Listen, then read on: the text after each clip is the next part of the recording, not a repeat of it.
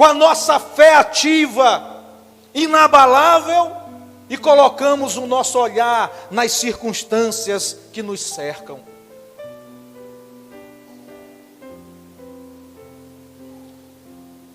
Nossa fé esmorece porque deixamos de edificar a nossa casa na rocha. Nossa fé enfraquece e corremos risco de jogar fora ou fazer com que seja desmoronado o castelo que Deus nos ajudou a levantar.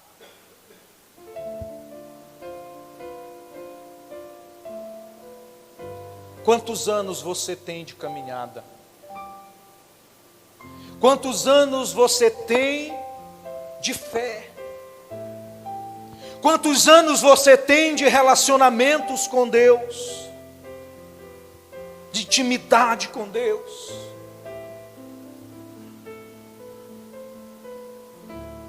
E algo muito sério que eu vou falar aqui para vocês. E serve para mim também, porque eu tenho que me cuidar. Pedro diz que a nossa fé é provada, assim como o ouro é provado pelo fogo. Tiago diz: feliz é o homem que sofre tentação, porque quando ele for provado, receberá a coroa da justiça, a coroa da vida, a qual o Senhor tem preparado, a qual o Senhor tem prometido. Mas todas as vezes que nós não nos submetemos à prova, nós teremos que recomeçá-la. Eu penso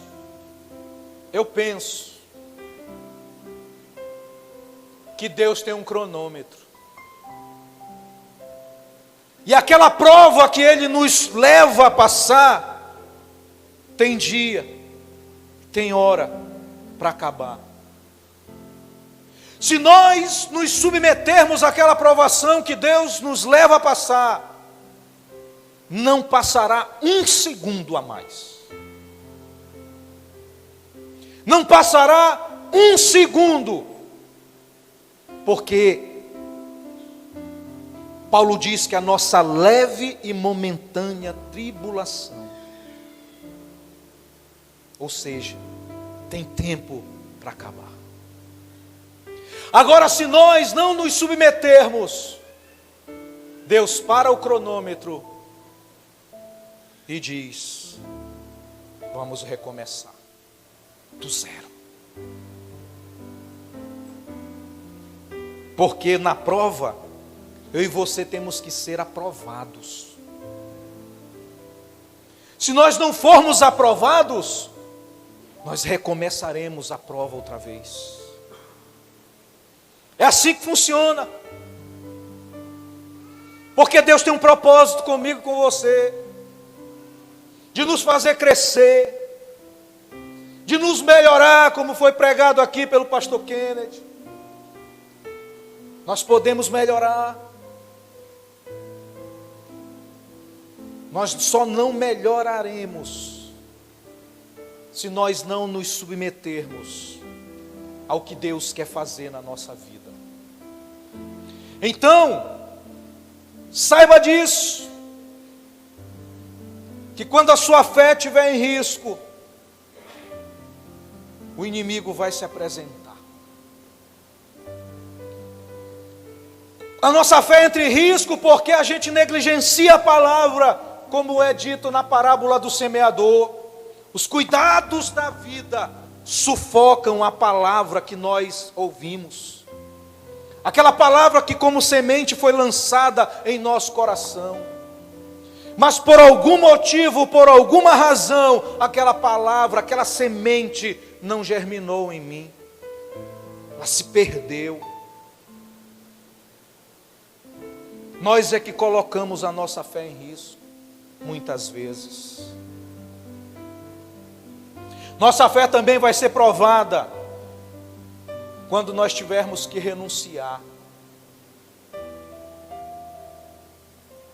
Quando você tiver que renunciar a você mesmo.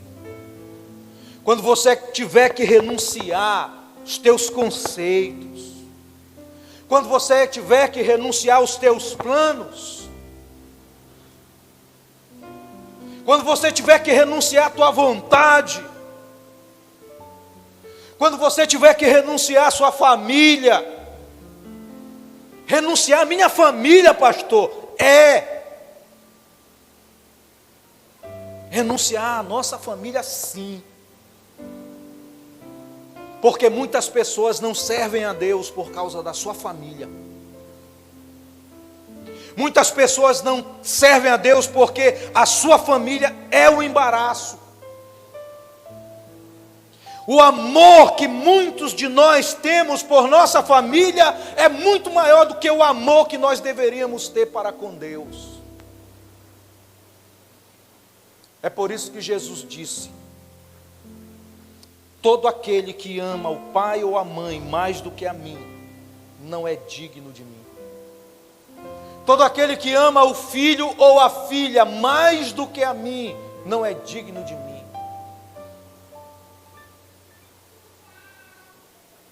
Essa renúncia é necessária. Porque essa renúncia que Deus deseja que nós façamos em relação a tudo que está abaixo dele, é para colocá-lo como primeiro na nossa vida. Só por isso. Ele não está dizendo que você tem que odiar seu pai, sua mãe, esquecer deles, esquecer das coisas, deixar de trabalhar, não. Mas o trabalho não pode nos sufocar. É digno o trabalho? É. Eu tive conversando com um servo de Deus ultimamente. Ele me dizia isso. Trabalhar é bom, mas a gente tem que ter hora para trabalhar, porque senão a gente adoece.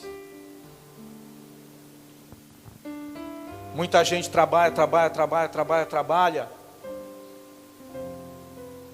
e não tem qualidade de vida, está doente, está gastando todo o dinheiro que ganhou para cuidar da saúde, para não morrer. Vale a pena? Isso é fé? Isso é fé genuína? Eu tenho fé para me chegar até Deus e dizer: Senhor, me tira da lama e me coloca num pedestal, me faz um homem rico. A gente tem fé para isso, mas a gente não tem fé para obedecer. A gente não tem fé para pegar a palavra que Paulo disse para Timóteo, que muitos, na cobiça de querer ser rico, traspassaram-se a si mesmo, causando muitas dores, por causa do amor que tinham ao dinheiro. Então o dinheiro é bom, muito bom, mas o amor que se dá a ele desvia o homem de Deus, desvia o homem da sua fé, corrompe o homem. Foi o que Paulo disse para Timóteo. Por causa do amor ao dinheiro e do desejo de querer ser rico, desviaram-se da fé. Você tem fé? Eu tenho, pastor. Tenho fé.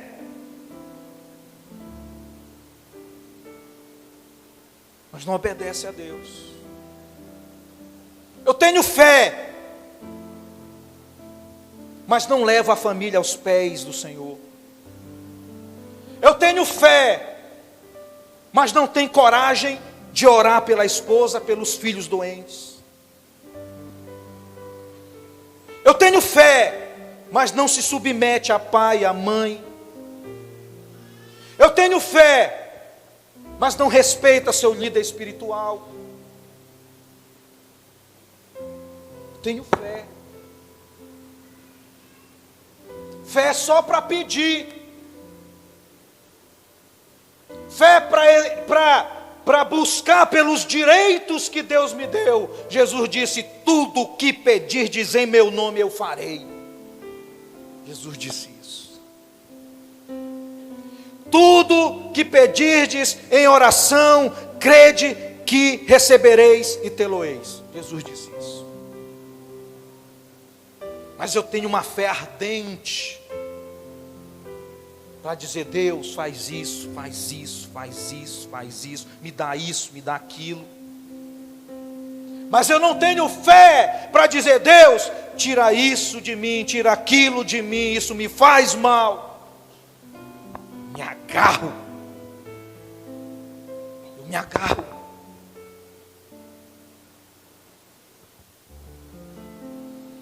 Interessante, gente,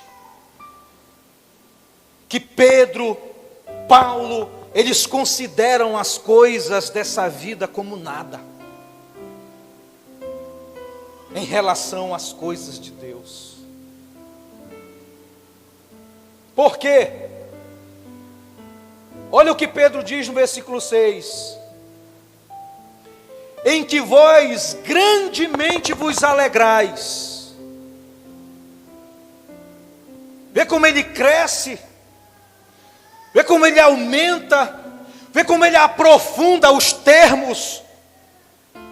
Quando se trata de Deus, ele diz: em que vós grandemente vos alegrais, ainda que agora importa, sendo necessário, que estejais por um pouco entristecidos.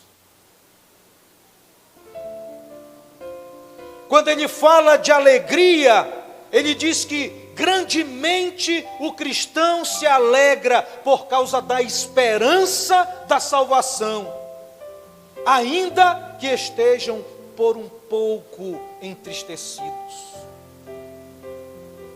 Ainda que tenhamos um pouco de pesar, por causa das tentações, por causa das aflições, por causa dos sofrimentos.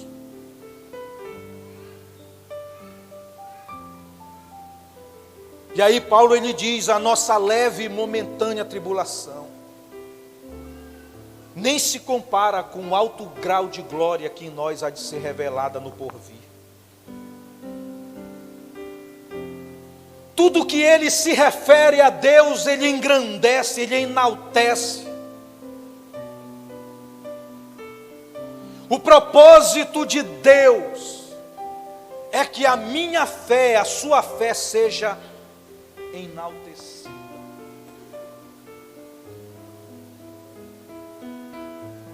Percebe isso?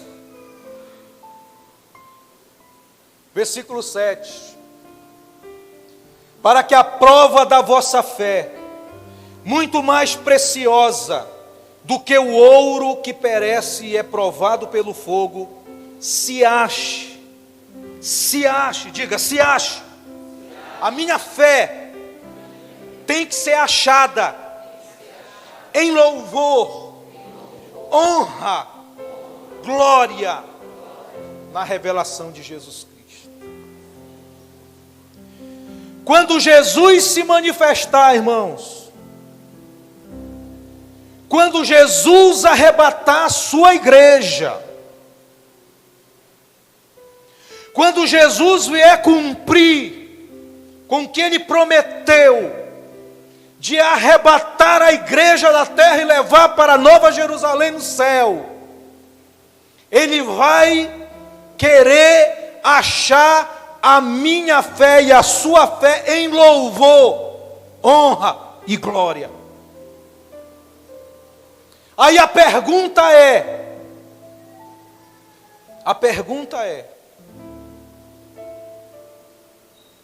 Sua fé está sendo digna de louvor? A nossa fé está sendo digna de honra? A nossa fé está sendo digna de glória? Porque quando o Senhor se revelar no arrebatamento da igreja, Ele vai em busca dessas coisas.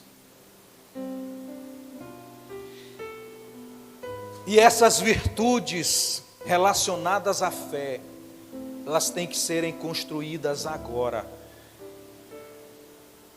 Não é quando Ele vier, é agora.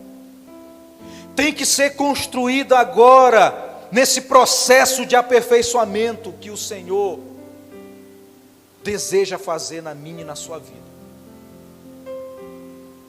É agora. Nós precisamos entrar no processo agora de aperfeiçoamento. Precisamos estar agora e permanecer até o dia da revelação, até o dia da sua manifestação.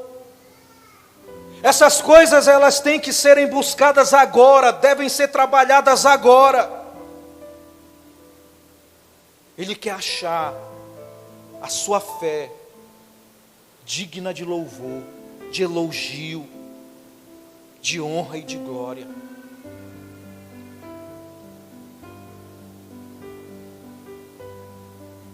Mas haverá dias difíceis, haverá dias maus, haverá dias complicados, haverá dias trabalhosos para nós.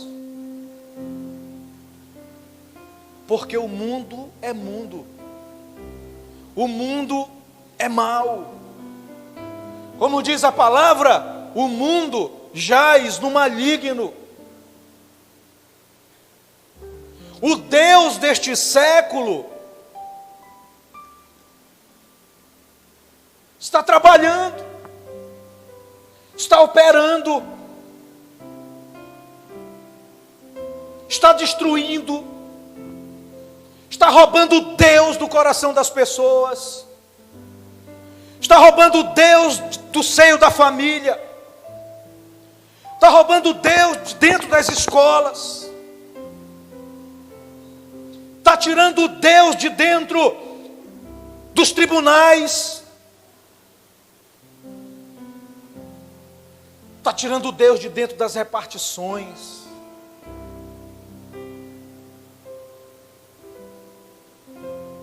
Muitos já nem se lembram de Deus. Muitos acabam se envolvendo demais com as coisas dessa vida que nem se lembram de Deus. Muitos só têm tempo para vir na igreja, cultuar a Deus quando vem para cultuar. Mas não é só isso. Tem que ter uma vida fora daqui desse ambiente de culto coletivo. Mas a nossa vida deve ser um culto a Deus. Paulo diz: e não vos conformeis com este mundo, mas transformai-vos pela renovação do vosso entendimento, para que experimenteis qual seja a boa, agradável e perfeita vontade de Deus. Ele diz: apresentai os vossos corpos como sacrifício vivo, santo e agradável a Deus, que é o vosso culto racional. A minha vida e a sua vida deve ser um culto a Deus.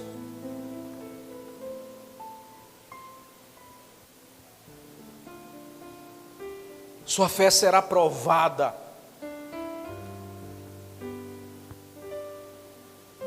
no ardor das adversidades. A minha fé será provada em circunstâncias desfavoráveis.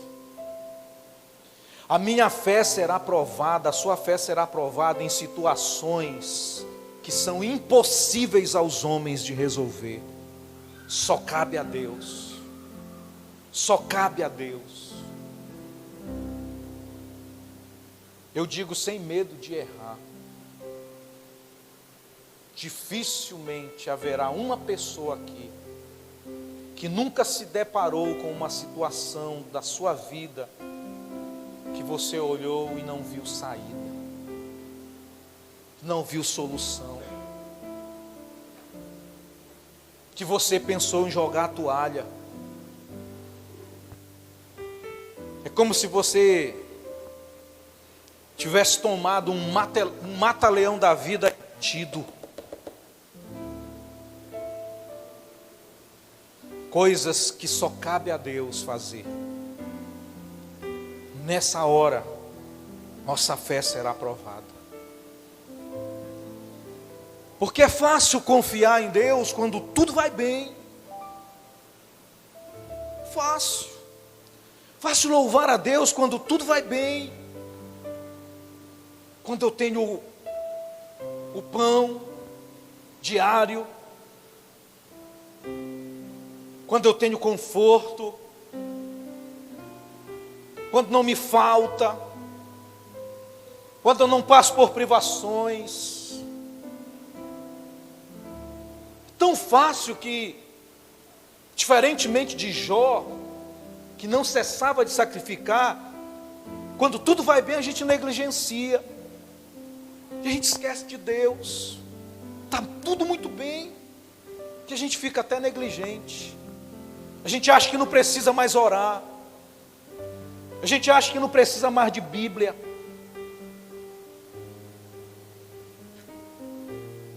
A gente acha que a gente não precisa meditar mais nas Escrituras. A gente acha que a gente não precisa mais estar todo domingo na igreja.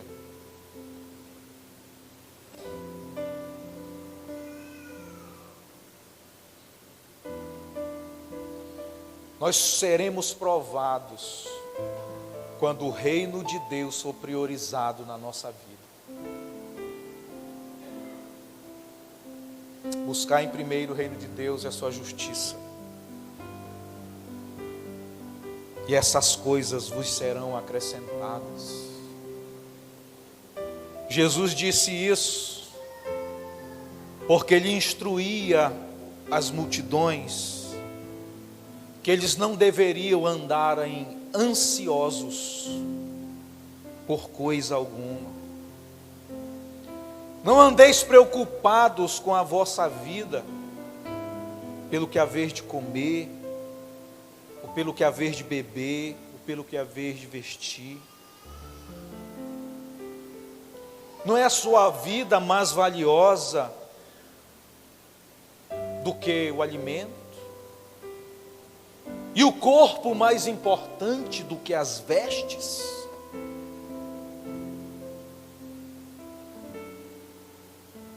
Aí diz, todas essas coisas, os gentios buscam.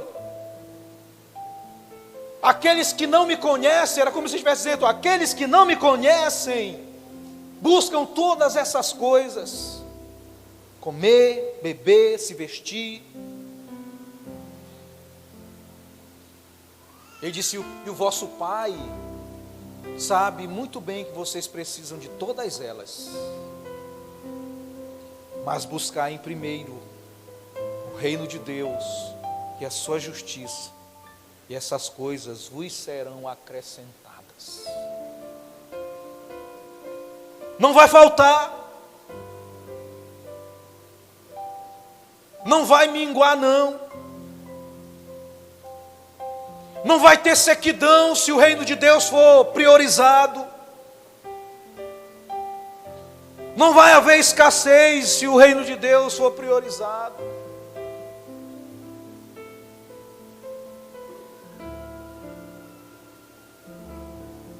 Quando eu digo que não vai haver escassez, no sentido de Deus falhar conosco, e Deus jamais falhará. Mas pode haver uma privação para o tratar de Deus na nossa vida, como Paulo diz. Sei ter abundância, sei ter fartura e sei também viver na escassez. De ambas as coisas eu estou instruído a viver. Se eu tiver o que comer, glória a Deus. Se eu não tiver o que comer, glória a Deus também. Era o que Paulo estava dizendo.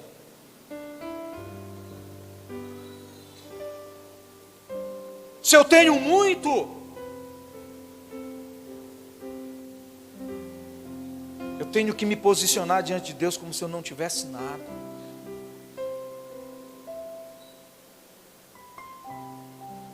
Porque nós somos tomados muitas vezes pela vaidade.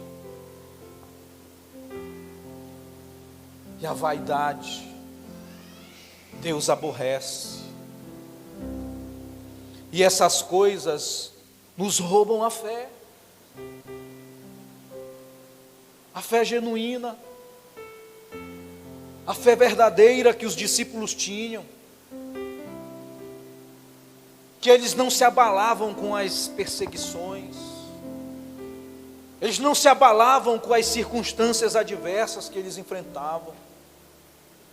Nós somos chamados para viver essas coisas.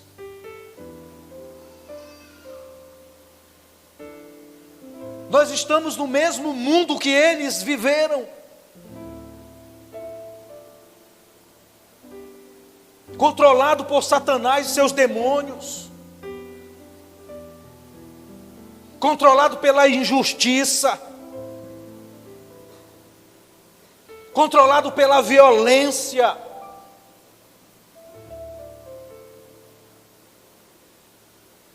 Mas aonde há trevas, resplandece a luz. Você é luz. Você é luz. Você é filho da luz. As tuas obras é de filho da luz. Eu queria que você ficasse em pé.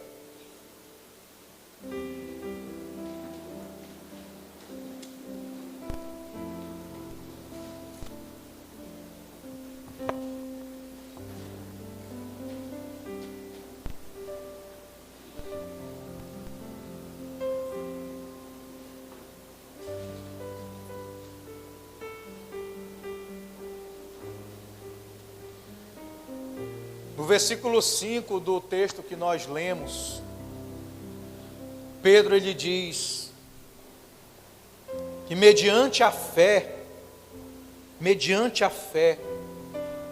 mas não é qualquer fé não, irmãos, é uma fé genuína,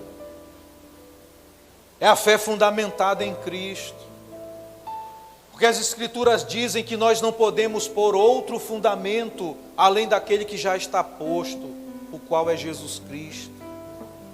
Nós não podemos nos alicerçar em outra coisa que não seja Cristo.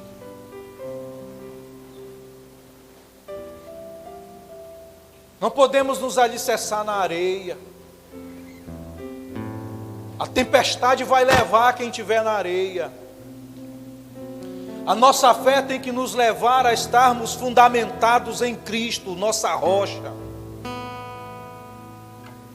E Pedro ele diz que mediante a fé estáis guardados na virtude de Deus para a salvação, já prestes para se revelar no último tempo.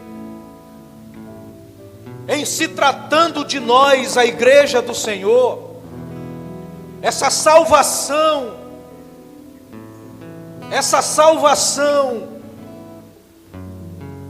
se concretizará, será plena para a igreja do Senhor quando o arrebatamento acontecer. O último tempo que Pedro se refere aqui no que diz respeito à salvação para a igreja do Senhor é o arrebatamento.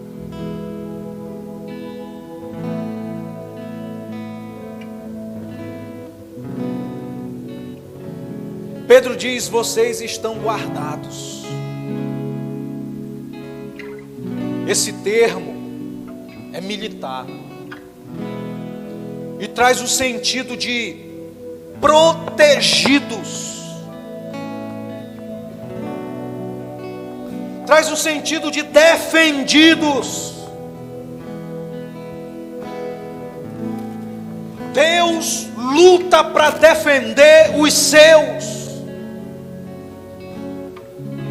Deus luta para proteger o seu povo. Deus luta para guardar a igreja. Mas muitos de nós não estamos considerando essas coisas. Nós estamos nos perdendo facilmente em meio a esses ventos,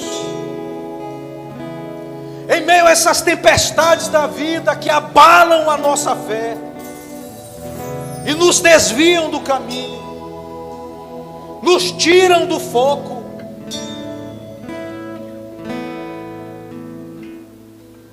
O sistema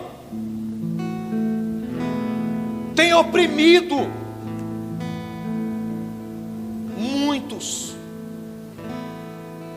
O sistema tem oprimido muitos. O sistema tem arrastado muitos. O sistema do mundo tem arrastado muitos. Mas nós somos desafiados a ir até o fim. Quantos vão até o fim aqui? Você vai até o fim? Você vai mesmo? Vai mesmo? Ainda que o mal chegue, ainda que as adversidades batam na tua casa, não olha para trás. Não olha para trás. Te lembra da palavra: bem-aventurado é o homem quando cair em várias tentações, porque quando for provado, receberá a coroa da vida, a qual o Senhor tem prometido a todos aqueles que o amam. Aleluia.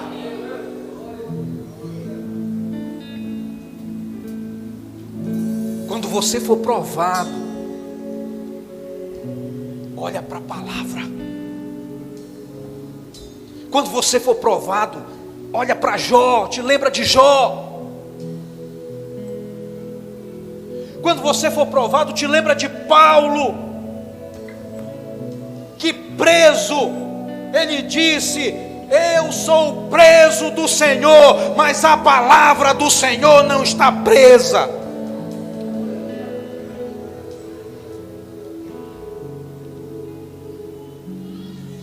Quando você for provado, quando o dia mau chegar, te lembra do que Jesus passou por você. Te lembra do que Jesus sofreu por você. Feche os teus olhos. Te lembra que Ele foi cuspido, Ele foi esbofeteado, Ele foi açoitado, Ele foi humilhado, machucaram Ele muito, machucaram Ele demais, mas Ele sabia que tudo aquilo tinha um propósito. É por causa de você, foi por causa de mim. Ele manifestou tão grande salvação, porque as suas misericórdias são a causa de eu e você não sermos destruídos.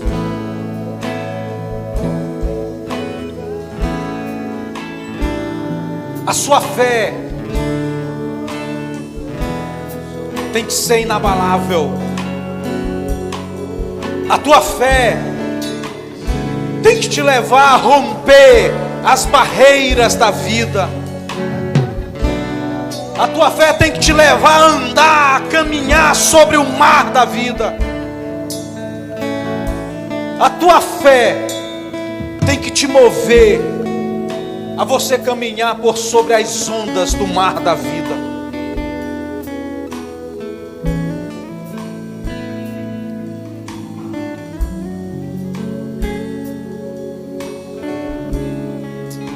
Eu quero te desafiar nessa noite a começar uma nova história da tua vida nessa noite. A começar uma nova história na tua vida nessa noite. Talvez você chegou aqui e em meio a algumas circunstâncias que você viveu, a tua fé se abalou. Você pensou em desistir. Você até pensou que Deus não está nem aí para você. Mas eu quero te dizer que Deus está com os olhos sobre a tua vida aqui nessa noite. E eu queria te desafiar a vir ao altar nessa noite.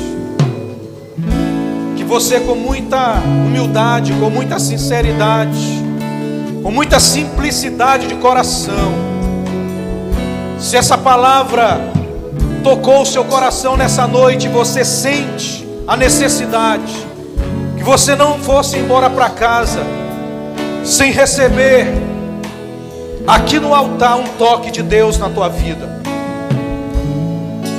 Pastor, Deus só vai me tocar se eu for aí na frente? Não sei. Mas talvez para você vir aqui na frente é uma necessidade e uma oportunidade de uma virada na tua vida espiritual, na tua vida com Deus.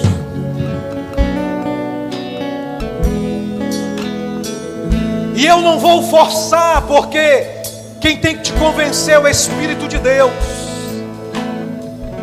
E eu sei que a palavra que eu preguei aqui nessa noite foi de Deus para a tua vida. A palavra não é minha, a palavra não é do pregador, a palavra é de Deus. Pode vir, que Deus tem uma história para você. Pode vir. Pode vir que Deus tem uma história para você. Cada vez que a minha fé é provada, pode vir que Deus tem uma história. Pode vir, pode vir. Pode vir. Venha pela fé na cruz. Venha pela fé na cruz de Cristo. Se prostra nessa noite aos pés da cruz. Deus tem uma nova história para você. Vão pra perto de ti. Venha, venha, não resista. Venha, venha, venha. Pode vir. Pode vir. A igreja fica de olhos fechados, se orando. Igreja de olhos fechados, se orando. Deus está te chamando para completar algo. Não se abrir. Deus está te chamando para concluir algo na tua vida. Algo que foi interrompido. Rompendo em fé, minha vida se revestirá. Rompendo em fé, com ousadia vou mover o sobrenatural. Vou lutar e vencer, vou plantar e colher. A cada dia vou viver rompendo em fé. Escute. Tem pessoas aqui nessa noite que Deus faria algo poderoso, mas por algum motivo isso foi interrompido na tua vida.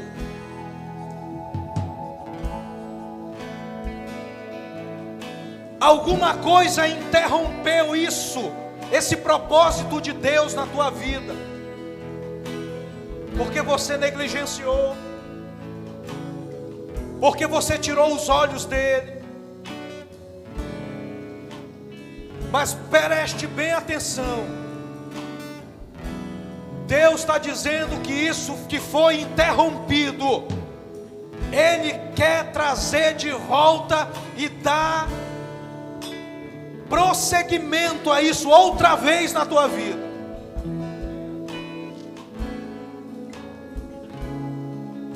Mas depende de você. Abaixo dele depende de você. Abaixo dele depende de você. E o dia é hoje. O dia é hoje. E você sabe que é com você e você está resistindo. Você está resistindo. Você sente por isso. Porque você queria ter ido avante. Você queria ter alcançado o propósito de Deus. Essa é a tua noite. Se você quiser, venha. Porque aqui no altar é o lugar da bênção. É o lugar do manifestar de Deus. Uma vez que a minha fé é provada, tu me dás a chance de crescer um pouco mais. Deus tem, Deus tem, Deus tem, Deus tem, Deus tem, Deus tem para fazer. Deus tem para fazer. Deus tem para fazer. Não duvide, porque Deus vai fazer sim na tua vida. Minhas provações não são maiores do que o meu Deus, e não vão me impedir de caminhar.